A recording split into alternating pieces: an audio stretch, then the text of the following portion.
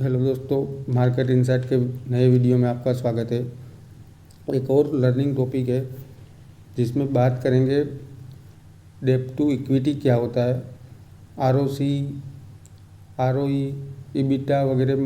जो भी कंपनीज का रिजल्ट आता है उसमें जो भी छोटे छोटे फैक्ट्स होते हैं वो एक्चुअल में होते क्या है, जिससे आपको आइडिया लग सके कि कंपनी कैसे वर्क कर रही है, कैसे ग्रो कर रही है कि नहीं कर रही है वगैरह।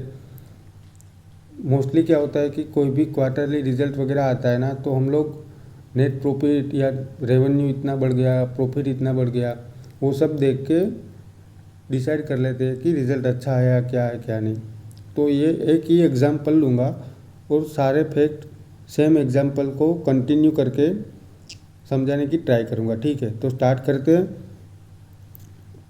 ए नाम का एक व्यक्ति था, उसको पानीपुरी की शॉप ओपन करनी थी। ठीक है, तो उसके पास 4 लाख रुपए थे और 2 लाख और चाहिए था उसको, कुछ सामान वगैरह, मतलब कि ज़मीन या और भी कुछ सामान वगैरह को कलेक्ट करने के लिए। तो उसने 2 लाख का कर्जा ले लिया, 4 लाख उसके पास ऑलरेडी था। तो जो 4 लाख था वो उसकी इक्विटी हो गई। 2 लाख का उसने कर्जा लिया, तो टोटल मिला के 4 लाख प्लस 2 लाख, 6 लाख का टोटल उसका कैपिटल हो गया। ठीक है, अभी इसमें डेब्ट टू इक्विटी का काउंट कैसे करना है वो हम आगे सीखेंगे कि डी कैसे कैलकुलेट करते हैं। तो 4 लाख का कैपिटल और 2 लाख का कर्जा, 6 लाख का हो गया। अभी करेंगे डी को हम कैलकुलेट। तो डी को कैलकुलेट करने के लिए हमारे पास जो ए व्यापार करना चाहता था उसने 2 लाख का कर्जा लिया था और 4 लाख उसके पास थे। तो जैसे साइड में आप देख रहे हो कि डी को कैलकुलेट करने के लिए टोटल डेब्ट कितनी थी, मतलब कर्जा कितना था, 2 लाख रुपए का, और 4 लाख उसके पास टोटल इक्विटी थी। ठीक है, तो 2 लाख को 4 लाख से डिवाइड करेंगे तो हमको मिल जाएगा डेब्ट टू इक्विटी का रेशियो। तो यहाँ पे जो दिखा रहा है 0.5, वो मतलब माइनस नेगेटिव होना चाहिए। ठीक है, वहाँ पे थोड़ी गलती है, तो उसको ठीक कर लो और समझ लो कि -0.5% का उसका डेब्ट टू इक्विटी का रेशियो है। ठीक है, अभी 0.5% का कर्ज है उस पर इक्विटी का। ठीक है, तो अभी मान के चलते हैं कि 2022 के साल में, मतलब बीते साल में उसने 10 लाख का रेवेन्यू अर्न किया है। ठीक है, तो उसमें कुछ सामान मंगाया, फिर 2-3 बंदे उसने काम के लिए रखे थे, एडवर्टाइज़ की, मार्केटिंग वगैरह, वो सब मिला के जो 10 लाख का रेवेन्यू उसने अर्न किया था उसमें 7 लाख का खर्चा वगैरह आ गया और बचे उसके पास 3 लाख रुपए। तो जो वो 3 लाख बचे हैं ना, ये खर्चे वगैरह सब कुछ निकालने के बाद, उसको बोलते हैं ईबिटा। ईबिटा क्या हो गया? Earning before interest, tax, depreciation और एमोर्टाइजेशन। ठीक है, तो ईबिटा का कैलकुलेशन कैसे करेंगे परसेंटेज में? तो मान के चलो 7 लाख का खर्चा निकाल दिया और बचे हैं रेवेन्यू में से 3 लाख रुपये। ठीक है, रेवेन्यू टोटल 10 लाख था, तो जो ईबिटा बचा था 3 लाख, उसको हम डिवाइड करेंगे 10 लाख के रेवेन्यू से, फिर परसेंटेज निकालने के लिए मल्टीप्लाई करेंगे 100 से। ठीक है, तो जो ईबिटा आ रहा है वो आ रहा है 30%।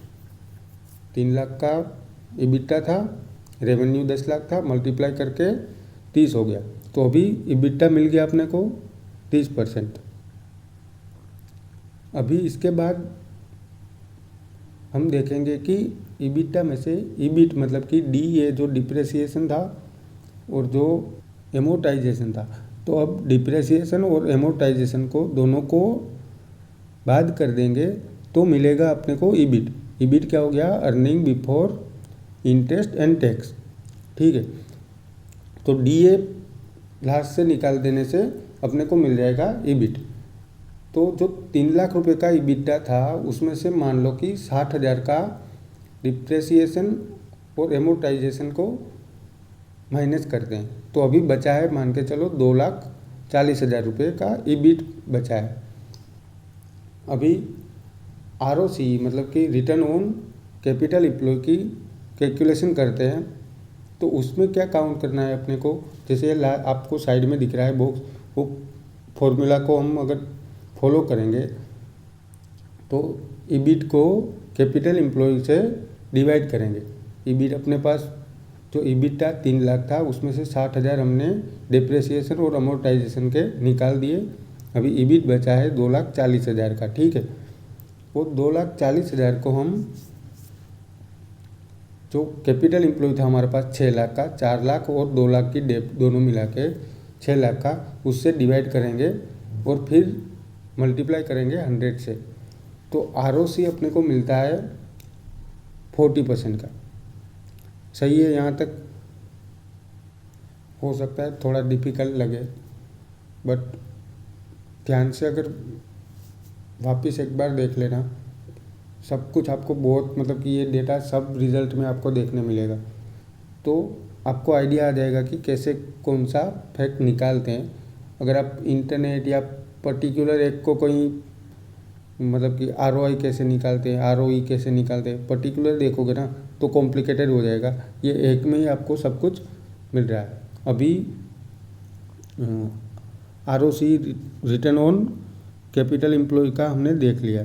अभी हम देखेंगे ROCE कैसे निकालते हैं, मतलब कि रिटर्न ऑन इक्विटी, उसका कैलकुलेशन कैसे करते हैं वो हम देखेंगे, ठीक है। तो ROCE मतलब कि ROCE हमने 40% उसने ए ने अर्जित किया था।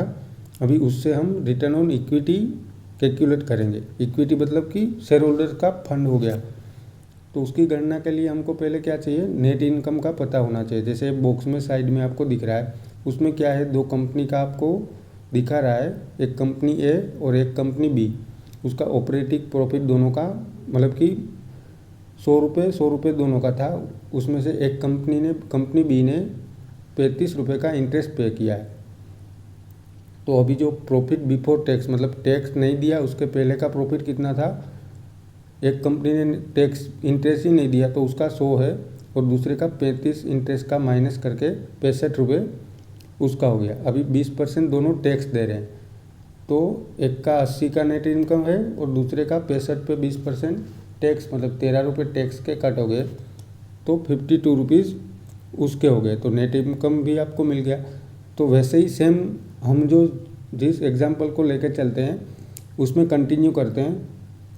तो ए ने मान लो कि जो पानीपुरी की शॉप खोली थी ना, उसके इंटरेस्ट और टैक्स का भुगतान किया उसने 40,000 रुपये का। तो अभी उसके पास 2,40,000 थे, तो अभी जो बचा है 2 लाख रुपये, 40,000 माइनस करने के बाद वो ईबिट बचा है। तो 2 लाख का नेट इनकम अपने को मिल गया। ROE हम अभी कैलकुलेट करेंगे नेट इनकम को इक्विटी से डिवाइड करने के। तो 2 लाख का नेट इनकम था, 4 लाख का हमारे पास स्टार्टिंग में ही इक्विटी था, तो डिवाइड करने पे 50% हमको जो मिल के आ रहा है वो मिल के आ रहा है रिटर्न ऑन इक्विटी। साइड में आप वो भी देख लेना। अभी बात करेंगे हम लास्ट में और 2 क्या बोलते हैं फैक्ट देख लेते हैं कि प्रॉफिट मार्जिन कैसे कैलकुलेट करता है और ICR कैसे कैलकुलेट करते हैं। तो साइड में फॉर्मूला दोनों का आपको दिया हुआ है। सेम एग्जांपल को ही कंटिन्यू करेंगे। 50% का हमको रिटर्न ऑन इक्विटी जनरेट उसने किया है ए ने, ठीक है।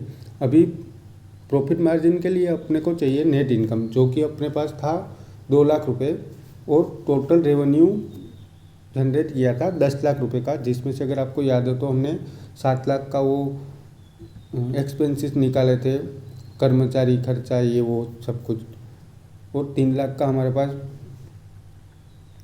EBITDA मिला था हमको, ठीक है। तो अभी प्रॉफिट मार्जिन को हम 2 लाख का नेट इनकम को टोटल रेवेन्यू 10 लाख का था उसके डिवाइड करके 100 से मल्टीप्लाई करेंगे ना, तो अपने को मिल जाएगा प्रॉफिट मार्जिन, जो कि आ रहा है 40%। बहुत बढ़िया है इसके लिए। पानीपुरी के बिजनेस में धमाका कर दिया इसने। अभी कैलकुलेट करेंगे इंटरेस्ट कवरेज रेशियो ICR।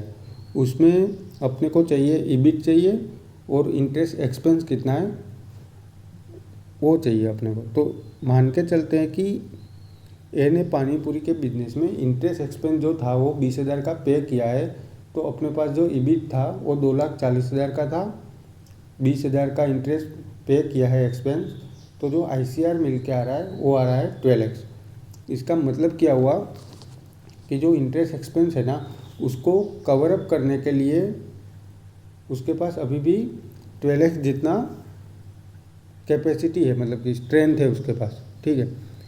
तो सारे फैक्ट मोटा मोटा मैंने समझा दिया है।